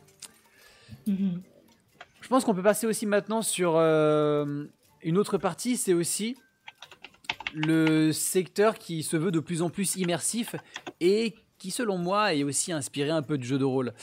Mon travail actuellement qui me permet de manger, c'est que je travaille dans un escape game et là on voit tout à fait le côté justement très rôliste, même si au début les escape games venaient du Japon et c'était vraiment une base de purement s'évader en mode cadenas clé, trouver une clé, ouvrir un cadenas. On va de plus en plus vers des histoires et de plus en plus on nous invite à incarner, imaginons un détective ou etc., rentrer dans la peau d'un personnage et vivre des aventures immersives. Et est-ce que vous, très chers amis autour de la table, est-ce que vous avez déjà participé à des événements immersifs qui auraient pu avoir lieu comme disait Max, des murders ou d'autres événements qui peuvent se dérouler où on nous invite à incarner des personnages? Oh oui. C'est pas ma tasse de thé du tout, donc j'ai jamais essayé, mais je vois exactement l'idée qu'on peut se faire de tout ça, d'escape game ou murder party. Moi, Ok. j'ai fait du théâtre immersif. Donc, le principe était de plonger les spectateurs dans un environnement, mais dans lequel ils étaient juste spectateurs. Mais ils assistaient. En fait, le principe, c'était que comme c'était dans un endroit très vaste et qu'il se passait du coup plusieurs choses, chaque spectateur ne vivait pas du tout la même expérience. Et du coup, quand les gens venaient en groupe, on conseillait aux gens d'être libres en fait et de ne pas se déplacer en groupe, mais vraiment que chacun vive son expérience personnelle pour après pouvoir partager ensemble et du coup se rapporter les pièces du puzzle qu'ils ont manqué, tout ça. Et oui, l'immersion a été totale au niveau costume, personnage, histoire, lumière, son, odeur, tout quoi. Enfin, tous les sens étaient vraiment mis à contribution, effectivement. Voilà. Ça, ouais, on s'approche un peu même complètement des. Ah merde, j'ai lu la réflexion de Dolmore et j'ai perdu ma phrase, mais des Pas grave, Cluedo. Oui, mais ce qui est encore plus immersif, c'est les grandeurs nature. Je sais pas si vous en Ouais. avez fait, mais là, moi, j'ai vécu un grandeur nature qui était très intense et très immersif, qui s'appelait Reikland, pour ne pas le citer, qui se passait effectivement dans le monde de Warhammer, où on a joué des universitaires qui étaient pourchassés, un peu qui vivaient l'apostie. Au fait, l'empereur avait décidé qu'ils étaient des hérétiques. Et nous avons fait un gène itinérant. Donc ça, c'est encore extraordinaire aussi. C'est un gène où tu te déplaces avec ton matos, tout ton bardaf, pour aller d'un endroit à un autre. On te balance dans un champ, on dit donc, il y a un fort là-bas à 2 km, vous devez essayer de le rejoindre. Et sur le moment, tu te fais attaquer de tous les côtés.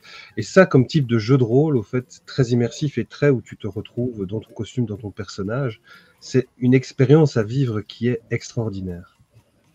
Et est-ce que tu penses, vu que c'est toi qui as l'air d'être notre inspecteur du côté GN, est-ce que tu penses qu'il y en a davantage qui se créent? Est-ce que tu penses que ça revient un petit peu à la mode, si je veux utiliser des termes un peu sales? Oui, ça revient à la mode. Alors j'ai un exemple personnel. Il se fait que je développe un jeu de rôle qui est multiculturel, multigenre, multi-identité, qui s'appelle Baroque. Et j'ai à un moment donné lancé un sondage. J'ai dit, il y en a qui voudraient qu'on fasse un GN, il y en a qui voudraient qu'on fasse un jeu de plateau, il y en a qui voudraient qu'on fasse une soirée dansante, où on est tous habillés. Et au fait, c'est le GN qui l'a emporté. Donc j'étais un peu sidéré. Et là, j'ai finalement pas développé le projet. On est 18 à bosser dessus. Et je trouvais ça extraordinaire que finalement, c'est la demande de la communauté rôlistique qui me dit, mets ton univers, on veut aussi le jouer, le vivre. Donc, ce qui est totalement invraisemblable, vous me direz, mais qui est extrêmement humain aussi, c'est que on veut finalement de ce que nous créons sur papier, en faire un événement qu'on va aller vivre, qu'on va aller essayer et sur lequel on va s'amuser. Waouh. Génial. Ouais, grave, ça fait trop envie. Vous êtes les bienvenus. Merci. On a Jambon Oligan qui nous dit qu'il a participé en fait à des airsoft scénarisés avec des gens qui n'étaient pas du tout rôlistes, exfiltrés à un scientifique, à un labo. Et là complètement parce qu'en plus on rentre dans des mécaniques de gameplay de jeux vidéo. Et du coup, on l'invite juste à... Ok, ton personnage que tu as l'habitude de jouer sur ton jeu en FPS, hop, tu vas le jouer en vrai. Et ouais, carrément. C'est vrai qu'il y a souvent... On voit les GN comme étant de l'heroic fantasy, mais il y en a aussi qui se passent dans des univers futuristes, post-apocalyptiques et aussi univers militaires. Et complètement. Et je pense que de ce côté-là, par contre, en effet, l'influence du jeu de rôle se fait aussi dans le divertissement ou l'envie de pouvoir, comme je l'évoquais, de pouvoir incarner un rôle et de pouvoir le jouer différemment. C'est quelque chose qui est recherché. Il y a des événements, il y a quelques temps j'avais fait un événement qui était à Lyon, une fois de plus, qui était Secret Jungle, où en gros c'est un bar qui propose quelques cocktails, et tout ça scénarisé avec des comédiens qui font du théâtre immersif, où ils vont inclure les gens qui sont là dans l'histoire, et les gens ont le choix soit de rester simple spectateur, de pouvoir profiter de l'ambiance et de voir les jeux de roleplay comme s'ils étaient en plein milieu de la scène du théâtre, ou alors ils peuvent choisir d'essayer d'être acteurs et de pouvoir mettre son petit grain de sel dans l'histoire, et de toute façon les comédiens arrivent très bien à rebondir avec et même jouent merveilleusement bien avec, donc c'est super intéressant. Ouais. C'est ça, c'est de faire participer les gens dans le théâtre immersif. C'est alors pas tous parce que voilà, mais d'arriver à choper la personne que tu sens et de la faire participer, de lui donner une mission parce que d'avoir un vrai rôle en fait dans tout ça. Mais ce que tu dis par rapport au roleplay, moi je trouve que c'est ça a une influence aussi sur sur la manière de faire de l'impro aussi, parce qu'il y a des gens qui vont s'intéresser à l'impro, qui vont venir faire des cours de théâtre parce qu'ils ont envie d'incarner leur personnage autour d'une table correctement, ou parce qu'ils font du GN, ou parce que voilà. Et du coup, moi je trouve que c'est une merveilleuse manière de s'initier ou de prendre des cours de théâtre, parce que sans ça se trouve, il l'aurait jamais fait. Complètement. Et puis après, maintenant, ça commence à être davantage connu, mais dans certains pays, le jeu de rôle est utilisé à titre purement éducatif. Et ça, c'est... Là, on se sépare du divertissement, mais du coup, c'est le divertissement qui vient dans l'éducatif, vu que la meilleure manière d'apprendre, vous le savez, c'est en jouant, bien évidemment. Ça me fait penser éventuellement, vu qu'on parlait de théâtre, tout ça, de GN et aussi de culture d'autres pays, c'est que actuellement en Chine, il y a une grosse explosion de ce qu'on appelle le shubenja. C'est des sortes de murder party où tu es dans un décor et tu vas avoir un personnage avec un script. Et tu vas jouer ce script en costume, tout ça. On essaye vraiment d'aller dans l'immersion profonde, et c'est souvent des enquêtes, ce genre de choses, bien qu'ils essaient de diversifier.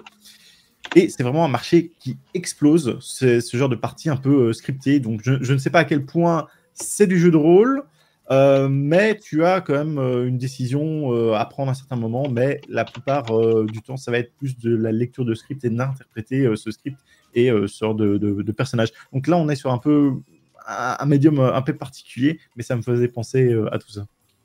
Complètement. Pour répondre aussi, pour rassurer Soriso qui nous rejoint dans le chat, la vidéo ne sera pas supprimée, elle sera aussi présente sur notre chaîne YouTube de Roll or Die. Vous pourrez la retrouver, de toute façon, on la diffusera en temps et en heure. Donc voilà, pas de stress de ce côté-là. Mais oui, et puis en fait j'ai l'impression, et ça m'est confirmé de plus en plus, que de ce côté-là, la France est un petit peu en retard de ce côté-là. Rien que l'Espagne, je sais qu'il y a pas mal de lieux qui ont vraiment cette volonté de pouvoir faire du roleplay d'un point à des niveaux comme des GN, ou à plus petite échelle comme dans des établissements de débit de boissons. Et on est un petit peu en retard, même si ça vient de plus en plus. On voit des bars immersifs qui viennent de se faire. Je m'amuse à suivre les actualités d'un bar à Toulouse qui s'appelle, je sais plus comment, mais c'est bien. Ok, c'est un joli nom. De toute façon, il n'est pas payé pour faire la pub aujourd'hui. Hein. On est là merde à la fin. Mais bref, et du coup, purement des lieux qui se focalisent vraiment sur du JDR, en proposant des salles pour pouvoir faire du JDR, ou simplement proposer des soirées à thème où on sort du principe du loup-garou ou de tierce-lieu et on va chercher plus loin. Et ça s'appelle la guilde d'Anderexia. D'Anderexia, tu m'étonnes que je m'en suis pas rappelé, vous m'excuserez. C'est pas de la bonne pub, ça. D'un point de vue marketing, je suis pas sûr qu'il soit bien au fait. Mais par contre, n'hésitez pas à aller regarder un peu sur Instagram. Franchement, j'ai envie d'aller faire un petit tour à Toulouse, vraiment. Donc n'hésitez pas. Cool. La guilde d'Anderexia. Démerdez-vous pour l'écrire par contre. Anderexia. Mais ouais, vraiment, ça a l'air intéressant, et j'essaye de regarder pas mal ces petits éléments-là, et je vois qu'il y en a de plus en plus, donc c'est très très chouette. Donc on est en train de rattraper un peu notre retard, peut-être ? Sûrement, j'espère. Des cours d'histoire, etc. pourraient profiter du JDR, c'est vrai. Par exemple, pourquoi pas jouer à un RP d'impro dans un contexte historique au lycée, sauf qu'il faut faire des recherches, etc. pour que son personnage colle à l'époque, et surtout pour le MJ. Ouais, mais de toute façon, c'est utilisé dans quelques pays, et potentiellement ça va venir un peu à la traîne, mais ça va le faire, hein. Mais clairement, ça serait une super bonne idée, et même si on sort du côté divertissement, quoi qu'il en soit, c'est une manière de pouvoir apprendre en s'amusant. Mais les utiles à l'agréable, tout ça. C'est sûr. Pour ceux que ça intéresse, oui, du coup, Baroque Universe, Steampunk sur Facebook. Bah écoute, je vais aller, je vais aller checker ça. Et du coup, t'as même mis Andérexia, formidable. J'ai réussi à l'écrire, donc je voulais te montrer qu'on peut le faire, c'est faisable. Oui, mais putain, je m'en prends plein ma gueule aujourd'hui. Qu'est-ce qui se Non, passe? ouais, si tu veux. Tu sais si pas tu envoyer veux. des mails, tu sais pas être. Oh, Non, c'est allez, toi qui le de prends de cette bienveillance. manière-là, hein, Oh parce là que là, mais c'est de la vraiment. bienveillance, allez. Mais oui, voilà. Mais non, vous êtes adorable et je suis très content de faire cette table ronde avec vous. Je Pour moi, pleurerai quand j'aurai éteint le live. je pleurerai après, mes larmes d'homme resteront sous mes yeux. Mais ok. Donc voilà, en effet, de toute façon, il y a plein d'éléments à aller voir de ce côté-là, hein, clairement. Et puis, je pense que ça va être l'occasion. Est-ce que, oui, on n'a pas encore parlé de littérature, plus que ça. Oui, bah, il y a beaucoup de choses. On a de la littérature. On a parlé de la littérature de Lovecraft, bien entendu. Avant, on peut voir qu'il y a beaucoup d'influence maintenant dans certains romans par rapport à ça. Il y a même des gens qui font jouer leur partie, qui arrivent à les vendre par la suite, hein. Que ce soit The Escape ou même d'autres gens. Je pense le youtubeur créateur Matt Colville. C'est un peu dans son idée, il fait un peu jouer des personnages type D&D, et puis il écrit des bouquins là-dessus. Mais aussi du côté du Japon en termes de littérature, mais là c'est plus littérature où ils font des replays, donc là c'est un peu particulier, c'est des retranscriptions de parties. Et le plus célèbre, on connaît certainement tous, c'est les Chroniques de Lodos. Oui. Donc, il faut savoir qu'à la base, les Chroniques de Lodos, c'est une campagne sur Donjons et Dragons et qu'ils ont justement fait ce replay ultra populaire, même encore maintenant, qui a été adapté en animé, qui a été adapté en manga, et ils ont aussi décliné ça sur un jeu de rôle qui est devenu un peu à part, qui s'appelle Sword Roll maintenant. Mais je vais rebondir sur ce que tu dis parce qu'il y en a un autre, moi, qui m'avait fort marqué ces dernières années, et je l'ai vu pendant le Covid.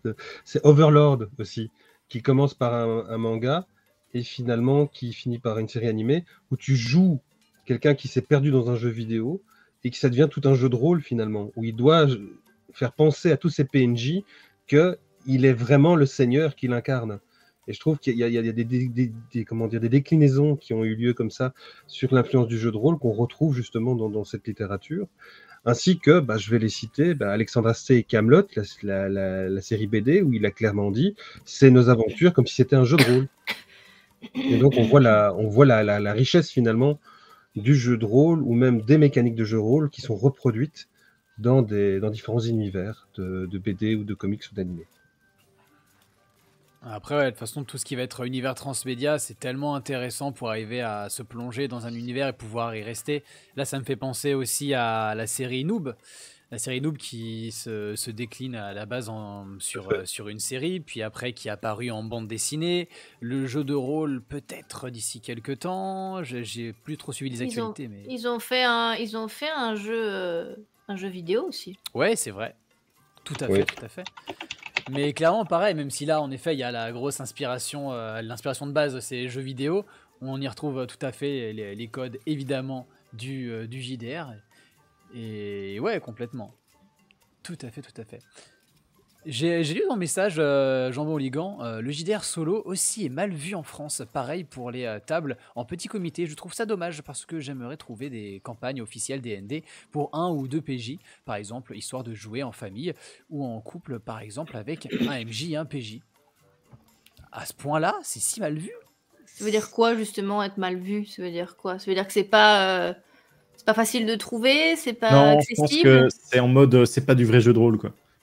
Ah, mais alors ça, il faut s'en foutre, mais d'une force. De toute façon, c'est notre loisir avant tout. De toute façon, on n'aura jamais la même vision que des personnes qui ont une vision extrémiste d'un loisir. Donc, autant vivre ça complètement. Oui. Et puis après, je suis persuadé que tu peux arriver à trouver plein de campagnes de D&D, que tu peux arriver, que le MJ peut arriver à remanier un petit peu pour faire des parties solo. T'enlèves quelques monstres, tu réduis quelques énigmes. Il y a plein de petites manipulations qui sont vraiment faisables. Et de toute façon, faut pas oublier qu'un bouquin de jeu de rôle, il y a beaucoup de pages pour les règles, mais les règles sont faites aussi pour être adaptées, revisitées. Donc, une fois de plus, n'oubliez pas que c'est à vous de vous amuser avec votre jeu de rôle et c'est pas au jeu de rôle de vous amuser. Oui. Tout à fait. Tant qu'on est sur de la littérature, on était un peu parti sur le côté animé, manga, on reviendra peut-être là-dessus un peu après. Faut savoir que je suis tombé sur un genre depuis quelques mois, un genre littéraire. Bon, je les écoute plus en audiobook à ce moment-là, parce que la lecture, voilà, déjà lire tout le jeu de rôle que j'ai besoin de lire, c'est compliqué, donc je travaille et j'écoute tout ça. Donc c'est les lit RPG et game lit. Donc c'est assez particulier étant donné que en général ça va être un peu comme les isekai où tu vas être transporté dans un monde, mais ton personnage va avoir toute une mécanique de jeu de rôle, soit au jeu vidéo ou Donjons et Dragons, c'est-à-dire qu'il a, oui, le personnage, il devient guerrier, il devient magicien, et donc il a sa liste de sorts, ce genre de choses. Donc il y a un peu une passerelle entre les deux, et bon, souvent, c'est un peu, c'est pas de la grande littérature, on va dire ça, mais c'est un petit plaisir coupable, j'ai envie de dire. Complètement. Et puis à ce niveau-là, vas-y Mélie. Non, j'allais dire, c'est très bien si ça peut aussi, tu dis c'est pas de la grande littérature, mais ça se trouve, ça veut dire que c'est facile à lire et que c'est accessible et que, oui. Et que du coup, ça peut s'ouvrir à un large public, du coup. Soriso qui reprend les inconnus, c'est pas bien Ou ça, pas. Soriso. Ça s'éteint. Et puis oui aussi d'un point de vue littérature, c'est évidemment les livres dont vous êtes les héros qui reviennent un peu sur le devant de la scène, timidement je trouve, encore trop timidement, mais j'ai l'impression que ouais, ça va revenir à la mode ça. Oui, et justement, Mathieu fait une émission, je pense maintenant mensuelle ou bimensuelle, sur les livres dont vous êtes le héros en collaboration avec le truc officiel et tout ça, Gallimard. De notre côté. Ouais, mais et là pour le coup, d'un point de vue JDR solo, il y a tout ce qu'il faut. Donc clairement, même si on s'éloigne un petit peu du JDR, on a quand même de très bons exemples qui sont très chauds avec, quoi. Donc c'est cool. Ok, c'est bien en JDR pour faire découvrir un univers à ses joueurs. Les personnages sont tout autant ignorants de l'univers dans lequel ils sont et que les joueurs, ce qui permet de faire des expositions progressivement et de manière propre. Ouais, j'aime beaucoup cette idée de manière générale, c'est plutôt chouette. Ouais. Tu leur demandes rien d'apprendre au début, tu leur dis juste de venir comme ils sont et après c'est à eux de prendre les notes qu'il faut et à toi de leur rappeler les notes que leurs personnages n'ont pas oubliées. Ça revient en force, ça, les livres dont vous êtes le héros. Trop cool. Rien que pour les enfants. Ouais, les bandes dessinées, bah déjà, je crois que les bandes dessinées, ça c'est pas trop stoppé. Hein, ça fonctionnait plutôt bien. Vous savez, les forêts, la forêt aux 1000 maléfices, le château aux 1000 monstres, je sais plus trop ce qu'il y avait comme connerie, mais à chaque fois, ils mettaient un 1000 quelque part. Et ouais, c'est super sympa. Mais on revient aussi sur des plus gros ouvrages.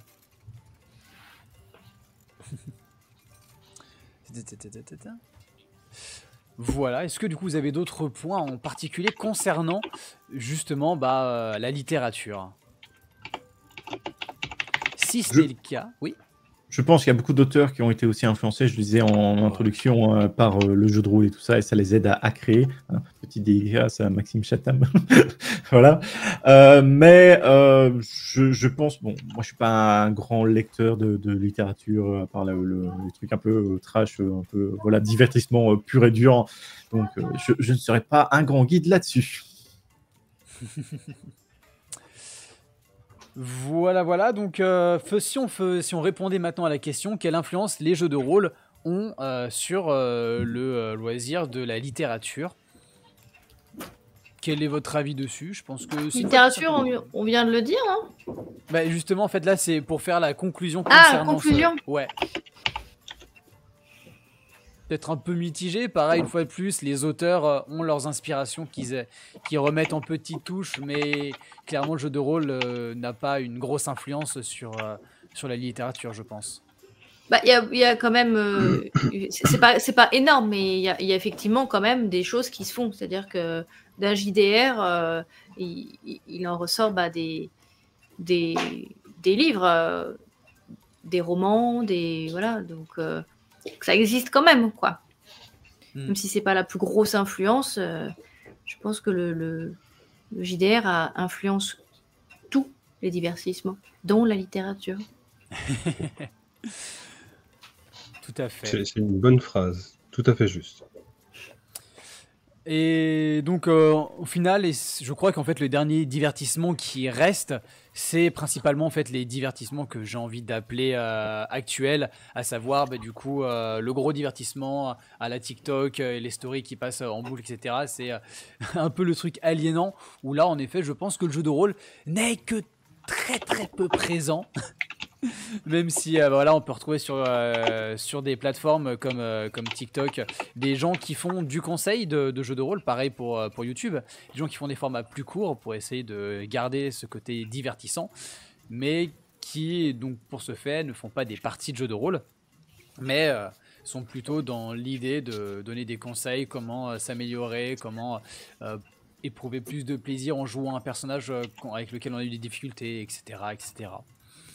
Voilà, mais globalement, une fois de plus, sur ce genre de gros divertissement, le jeu de rôle est tellement de niche et est tellement écrasé par, je m'excuse, mais toute la merde existante qui arrive sur ce genre de plateforme, bah en effet, le jeu de rôle n'a pas une grande influence sur cette partie-là.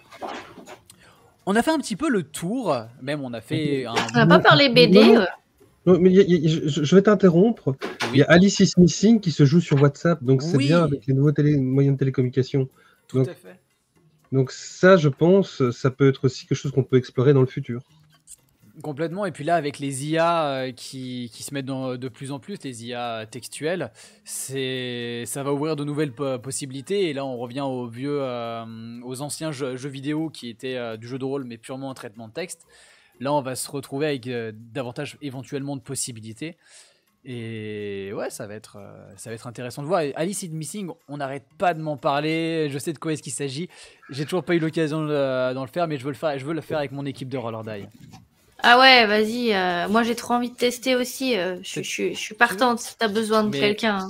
Mais Émilie, on va se faire un Alice is Missing à fond, je suis trop ouais, cool. Mais ouais, voilà, et est-ce que du coup il y a peut-être un petit point qu'on n'a pas parlé et abordé, c'est plutôt tout ce qui va être musique. Bon, est-ce qu'on considère la musique comme du divertissement? Je pense. Ah oui. Oui. Oui. On est d'accord. Allez. À ce moment-là, faut savoir qu'il y a des gens qui composent spécifiquement pour du jeu de rôle, que ce soit des pistes sonores ou même on a pu voir ça, je pense, pour les premiers Dragonlance. Il faut savoir qu'il y avait des pièces de musique qui étaient déjà, donc je parle pour Donjons et Dragons 2e édition, par là, où on avait des pièces de musique qui étaient indiquées dans ton bouquin de jeu de rôle. Donc tu avais aussi ça sur ça. Tu as des gens même qui font des thèmes pour leurs personnages. Et là aussi, c'est quelque chose d'énorme parce qu'on se rapproche un peu de l'opéra où tu as par exemple l'anneau, je me souviens plus, mais donc tout le truc de l'anneau maudit où chaque personnage a un thème. Et donc ça reflète là maintenant de nouveau ce côté-là où quand tu as la possibilité d'avoir ton personnage, ton thème de musique, je trouve ça très sympathique. Jean-Bon Ligan qui dit la Lofi Fantasy, c'est un style que pour les JDR. Moi, je voudrais rebondir aussi parce que c'est pas le JDR qui va. Alors oui, il y a plein de compositeurs qui font ça, qui ont des chaînes exprès, qui font de la musique pour justement le côté immersif des parties de JDR. Donc c'est très orienté avec ce que tu veux, mode épique. Ou alors il y a tout un tas d'ambiances aussi qui ont été créées, des ambiances sonores qui sont créées justement pour le côté immersif encore des parties de jeux de rôle. Et à l'inverse, moi je trouve ça hyper important, la musique dans le jeu de rôle, parce que la musique, elle t'aide dans l'écriture, par exemple, quand tu crées un personnage aussi. En fonction des musiques que tu écris, enfin je sais pas si vous écrivez ou quand tu écris des scénarios, si vous écrivez et si vous mettez de la musique, mais je trouve que ça, en fonction de la musique que tu écris, ça t'inspire plein d'autres choses, et je trouve que c'est un... Ouais, ça traduit des émotions. Ah ouais, complètement. Ça dynamise, ça donne une certaine couleur. Si tu n'avais pas écouté cette chanson-là au moment où tu écrivais ça, tu n'aurais sûrement pas écrit la même chose. Enfin, voilà, c'est ultra inspirant et je trouve que la musique fait vraiment partie intégrante du jeu de rôle. Enfin, pour moi, c'est à la limite pas dissociable. Donc, heureusement qu'on a des gens qui composent, Michael Gelfi qui fait des super choses, Scott Buckley qui fait des super choses et qui sont extrêmement utilisés en partie JDR. Il y en a d'autres, hein, désolé d'en avoir cité que 2. Mais voilà, donc non, ouais, là, c'est indissociable, quoi. Comme l'écriture, en fait, le jeu de rôle, ça rassemble tout. Ça rassemble tout. Voilà, c'est le mot de la fin, point. On arrête. Allez, on coupe. Merci. Au revoir. Non, mais oui, complètement. Mais de toute façon, je pense qu'on a fait une belle analyse de tout ça. On est à 1h30 maintenant de live et de discussion très intéressante sur l'influence du jeu de rôle sur les autres divertissements. Donc, conclusion, globalement, ça dépend des secteurs, mais le jeu de rôle reste très influent pour les rôlistes. Pour ceux qui le sont moins, certains se retrouvent embarqués dans la boucle avec des gens qui font découvrir leur univers, comme des vidéastes ou comme des streamers qui font du jeu de rôle sur leur chaîne. Et après, il y a aussi évidemment plein de gens qui sont complètement extérieurs à notre loisir et ne pourront jamais comprendre le plaisir de se retrouver autour d'une table pour lancer des dés, allez savoir. Est-ce que vous avez une conclusion à apporter, vous aussi, sur du coup cette grande question que nous a laissé le Roll Event? Mélie, t'as pas fait ta tête bulge, du coup je pense que c'est bon, t'as réfléchi. Ah mince. Une conclusion, pour moi, je vais redire ce que j'ai dit. Je trouve que je suis hyper heureuse et reconnaissante que le jeu de rôle prenne enfin toute la place qu'il mérite dans ce monde, on va dire, de manière globale, que ce soit au niveau des divertissements de manière générale. Et vraiment, et que tout soit influencé, c'est comme je le disais au début, moi j'y vois plus que des passerelles vraiment entre chaque chose et une espèce de grande toile qui se tisse entre tous les divertissements, parce que effectivement, voilà, le JDR, c'est exactement ce que je viens de dire avant, c'est de l'écriture, c'est de l'imagination, c'est du jeu, c'est du ludique, c'est des dés, c'est des illustrations, c'est du dessin, c'est de la peinture, c'est de la figurine, c'est de la modélisation, voilà, je me suis fatiguée tellement j'en ai dit, mais il y en a tellement d'autres à dire que voilà, en fait, c'est normal que tout soit imbriqué et que le JDR ait une influence. Voilà. Moi, c'est nul ce que j'ai dit, je suis désolée, mais je suis sûre que les collègues ils vont faire une meilleure conclusion. Ils se dévalorisent comme ça, mais non. Mais non. Moi j'ai envie de dire yalla, allons de l'avant. Mais oui, c'est ça, jouons, profitons-en, c'est merveilleux le jeu de rôle. Ah ouais, c'est vraiment, on parle de la magie qui n'existe pas dans ce monde, mais en fait, si, elle existe, il faut juste savoir la voir, il faut savoir où elle est, et pour moi, la magie, elle est dans le jeu de rôle. Vraiment. C'est beau. Complètement. Ma conclusion de mon côté, on a pu voir pendant 1h30 ici que oui, il y a une influence du jeu de rôle, mais il y a aussi un échange dans les différents médias, et c'est ça qui est intéressant. Et donc, si une série ou un bouquin vous a plu, essayez peut-être de vous renseigner sur ce qu'il y a derrière, quelles ont été les influences derrière pour éventuellement, on va savoir découvrir un jeu de rôle. Tout à fait. Très bien. Eh ben, je pense que nous avons répondu rapidement à la question. Max a un dernier petit mot. Tu étais revenu très rapidement dessus. Non, écoute, j'ai rien à dire parce qu'ils ont tout résumé complètement. Et j'aime pas non plus parler pour ne rien dire. Donc, d'accord. Là-dessus, je pense que c'est bien conclu. Et toi, Coras, tu as quelque chose à dire? Non, globalement, tout pareil. De toute façon, chacun se fait sa propre idée de son jeu de rôle, de l'influence qu'il va y apporter sur ses propres divertissements. Donc, de toute façon, globalement, chacun est libre de répondre soi-même à la question. Quoi qu'il en soit, nous on va vous laisser là. Merci à vous d'avoir été présents pour cette table ronde. On espère que ça vous a intéressé. On va refaire un dernier petit tour de table pour représenter les chaînes de tout le monde. Et on commence cette fois dans le sens inverse. Max. Qu'est-ce que tu veux que je dise? Désolé. Qui es-tu? Qui représente-tu? Ah oui, ok. Désolé, parce que Mais on me demande en bas parce que je dois aller m'occuper de ma fille qui doit aller à une activité, donc je fais vite. Voilà, nickel. Alors moi, je suis bénévole pour le Roll Event. Je m'occupe de la coordination du Roll Event belge. Je suis jeune auteur indépendant qui est en train de fignoler ses maquettes par lui-même et qui joue un peu l'homme orchestre en essayant d'un peu faire de tout. Si j'y arrive, c'est déjà merveilleux. Et voilà, moi, je me suis engagé il y a 3 ans dans le Roll Event parce que je trouvais que c'était une belle cause et je le soutiendrai encore les prochaines années, et notamment pour le petit trigger, non, pour la petite...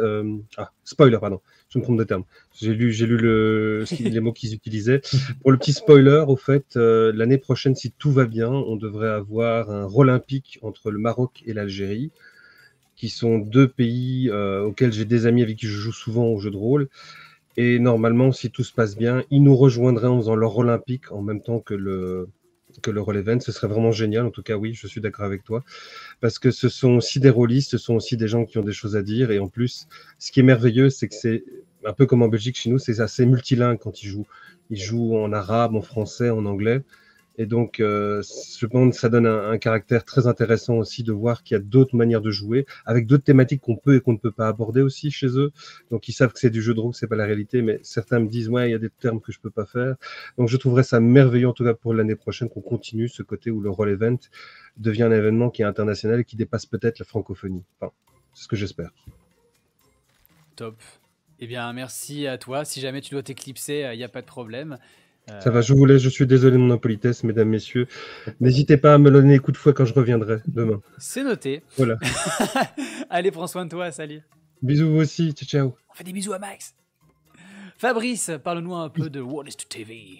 Alors voilà, Fabrice Rollist TV, vous pouvez nous retrouver sur YouTube, sur Facebook, Twitter, Instagram, TikTok, enfin voilà, tous les réseaux hein, quasiment. Vous retrouvez des critiques, des interviews, des conseils OMJ et encore beaucoup d'autres choses que je ne vais pas citer. Ok. Mélie? Oui, et bien, du coup, moi, vous pouvez, donc, comédienne et rôliste, vous pouvez me trouver sur la chaîne Roll and Play. Vous pouvez également, en ce moment, me trouver sur la chaîne Twitch de Kyriel pour une partie de Critical Sanctuaire. Je suis dimanche soir sur la chaîne Ultima Verba d'Olivier Larue pour une partie, justement, JDR solo. Et puis, je suis invitée sur la chaîne Twitch de Geek Fabula pour une interview aussi lundi soir. Voilà, donc vous avez de quoi faire si vous avez envie de voir qui je suis. Et j'ai l'honneur encore de dire, de remercier. Voilà, je suis la marraine de cet événement cette année pour le Roll Event.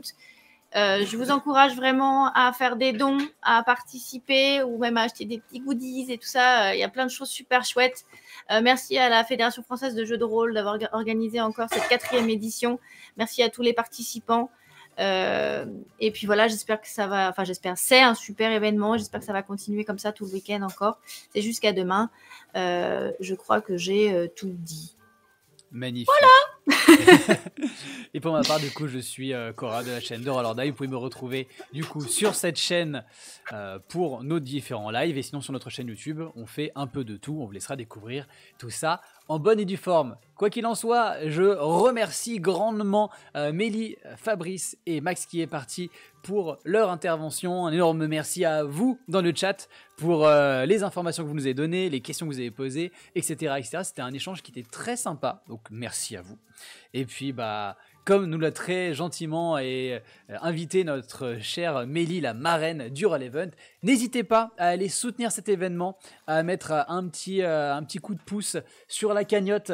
Question qu'on arrive à faire quelque chose de chouette de ce Roll Event et qu'on puisse arriver à battre le score de financement de l'année dernière. Et voilà, globalement après, n'oubliez pas que vous avez aussi plein d'autres tables rondes qui auront lieu ici et là. Hop, vous avez l'écran. Donc ce soir à 18h30, quel patrimoine du JDR retenir pour les muséifications, tout ça, beaucoup de mots dans ce mot. Mais bref, n'hésitez pas en tout cas à aller voir ça de vous-même. Et merci à toutes et à tous. Prenez soin de vous, restez ludiques et à très bientôt. Ciao, ciao. Ouais, merci Cora pour cette superbe table et cette animation super. Merci. Et merci à Roll Die pour l'implication.